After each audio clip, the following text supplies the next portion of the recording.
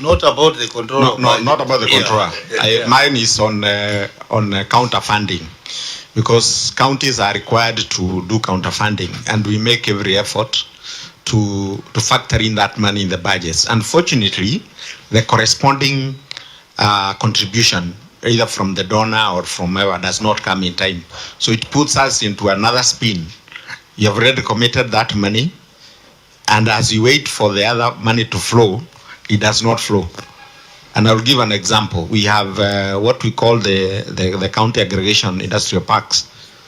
Counties injected money, we factored in that money, but we never got a corresponding cent from the national government. So that puts you in a very big quagmire. And that is the same thing with FLOCA, the fund we are now discussing now, because as a county we put in money for counter funding. So the question is, what will be rolled out? What commitments would you make when you have not received the counter funding from the other end? So I think that's a matter that needs to be looked at in a very critical way, so that we don't again put money and on the other side we don't get the other side of the bargain. Thank you, Chair. I get your point. We have, I don't want to go on with this discussion around control of budget, because we had a meeting with the control of budget and we directed that they need to prioritize automation, so that all these things they are doing manually, they can do it online. And it is pointless that we have officers from the Office of the Controller of Budget in every county. And then still, when counties want requisition, they have to come to Nairobi.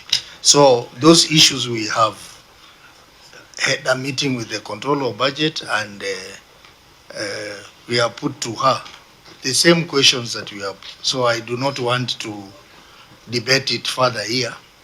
We will call her to give us an update of what she has done on the same. Yeah, just to add, national government can do everything they want online as far as our office is concerned.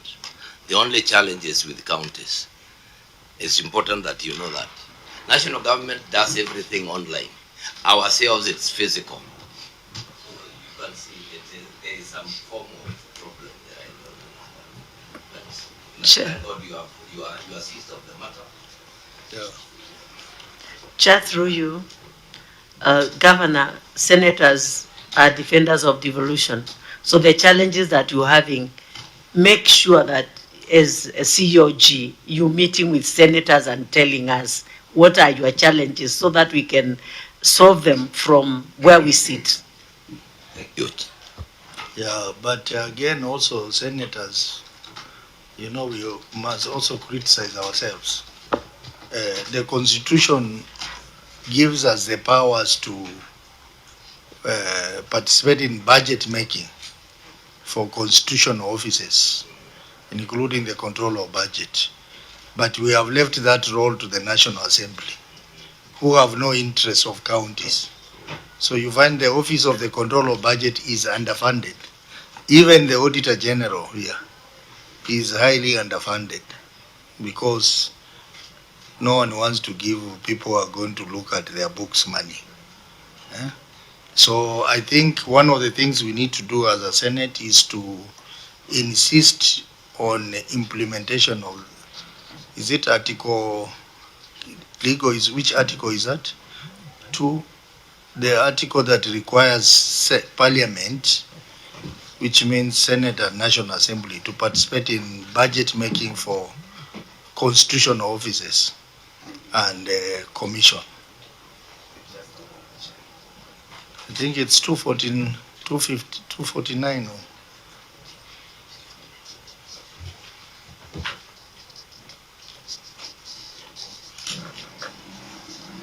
Yes, it's 249.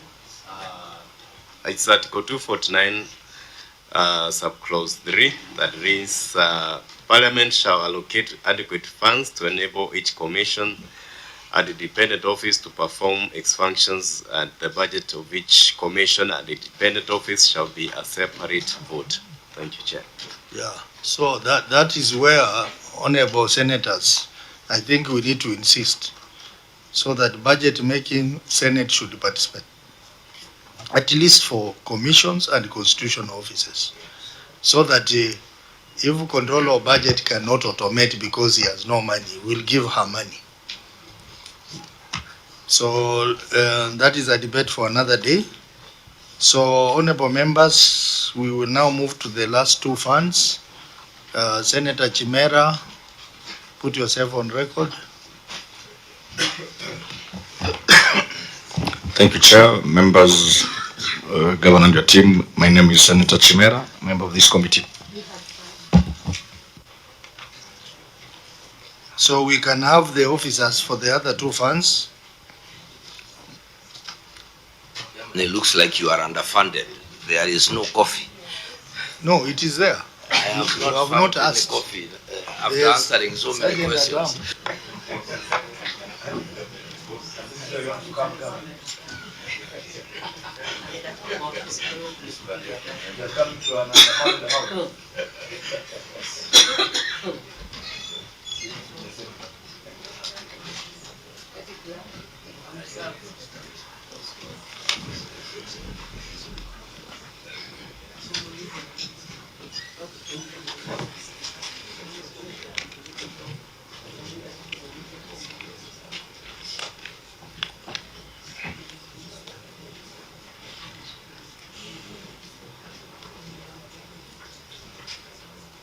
So the officers who have come can be given a chance to put themselves on record. George Mwangi, once again, Chief Officer, Department of Trade, Cooperatives, Culture and Tourism. Miriam Mwaniki, the FAD admin.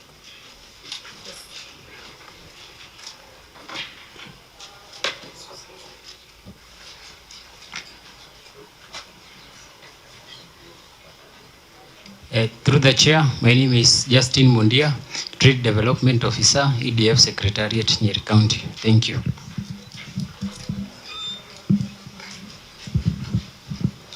Through the chair, Harrison Gary, Principal Trade Officer, Secretariat, EDF. Through the chair, Nancy Gatei, Accountant, Carlos and Mortgage FAD.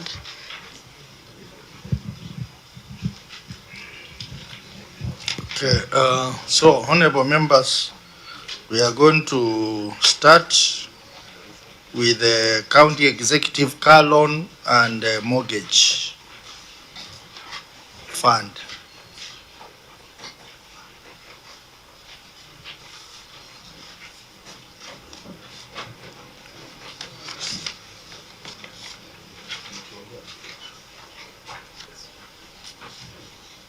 So I will request the auditor to give us a brief overview of this report.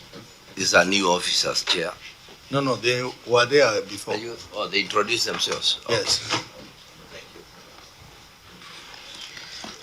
Thank you, Chair. This is the Auditor General report on financial statement of Nyeri County Executive Car Loan and Mortgage for Staff Scheme Fund. It was a qualified report with two issues. The first issue, Chair, is on unaccounted for fringe benefit tax, which no, it is not addressed. Then the second issue, Chair, is on unconfirmed interest income, and the issue has been addressed. The third issue is on budgeted interest income shortfall, not addressed. And the last issue, Chair, is loans disbursement without mandatory documents. The documents were provided, but the issue is not addressed. But you have indicated is addressed. You have checked, Chair, because this one was not provided during the audit. It was provided, now they have already provided documents. So now. it is a late submission. Yes.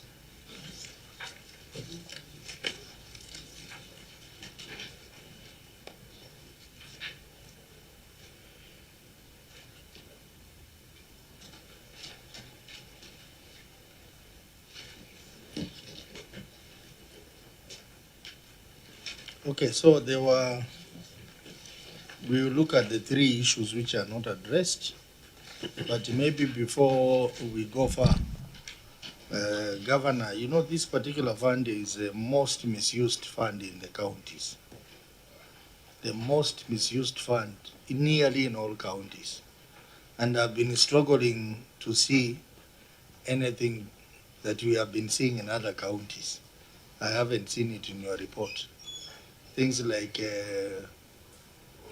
non-performing loans, things like loans having been taken without insurance, without security, things like people having awarded themselves huge loans than their pay slip can cover. So maybe we can start from there. Is there any non-performing loans? Maybe, Chair, we should start that by the fact that I have never borrowed a shilling from that loan. Yes. I've been governor 2 terms, I've never borrowed. The only person I've seen, and I've seen it today, is my deputy. I've seen him here. But what we have done in Nyeri County is ensure that since I have no interest, and I have said everything is done according to the book. There is an independent committee that sits to approve. And when I realized that the executive were not able to borrow also, we opened it to chief officers. If chief officers were not able, we allowed even, I think we went as far as directors or something. All staff, anybody who could borrow, but on condition that you met the requirements. So we have a strict, and that is why maybe even some of the issues are arising, that we have not realized the interest that we would have, because we never gave the entire amount, and we were only able to. Initially, I must also say we had only one CEC who borrowed and left, but he cleared his loan. He was appointed elsewhere. And I think under KPCU or something, but he continued to pay the loan. So we do not have any defaulters. Our staff pay as they should, and they are very strict because they look at the period that within which you can pay. So any other issue around the loans, I am surprised other things are happening. We don't allow that. You know, one of the challenges you must understand, Chairman, is that I am a person who speaks his heart, so I must be very careful with the things I do.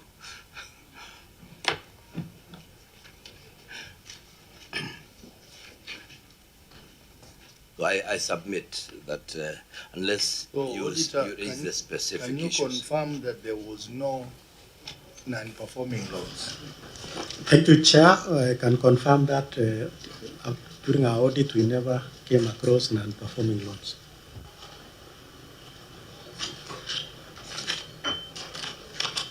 So that thing, I think we must congratulate you for that, Governor. That you are doing well among the worst. Because this one has really been an issue in many counties. So I think we'll start with the first query. That is an accounted for fringe benefit tax.